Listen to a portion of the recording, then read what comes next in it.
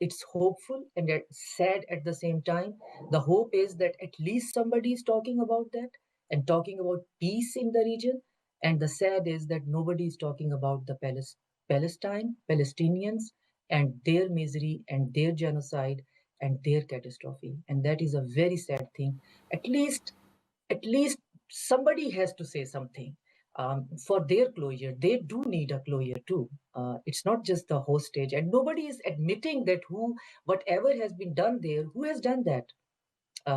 Is it just the fault of the people of Gaza, the Palestinian living in Gaza Strip, that it's their fault that they have endured so much, that an active genocide is being committed upon them? Is it their fault? Or whose fault is this? And who is going to admit that? And who is going to give them a closure? And who is deciding for them? And who is this figure, Ali Sheikh?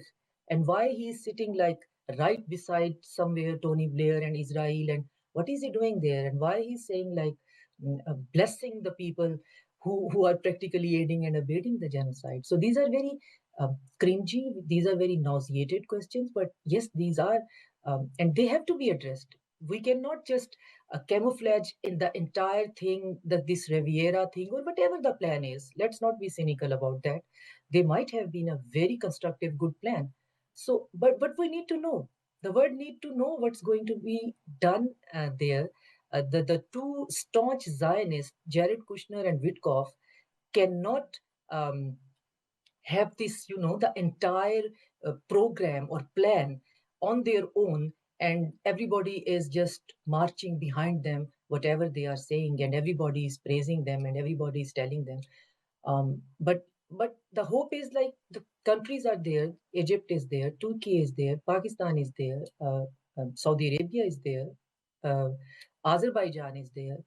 So many other countries who are not aligned with Jared Kushner and Witkoff per se, and they are there. So at least they are observing what's going on. But nobody knows. If anyone says that he or she knows what's going on, nobody knows what is the plan and how it is going to be unfolded in the future. No one knows that. So if someone claims that, that's just like it's just a statement. I don't pay heed to that.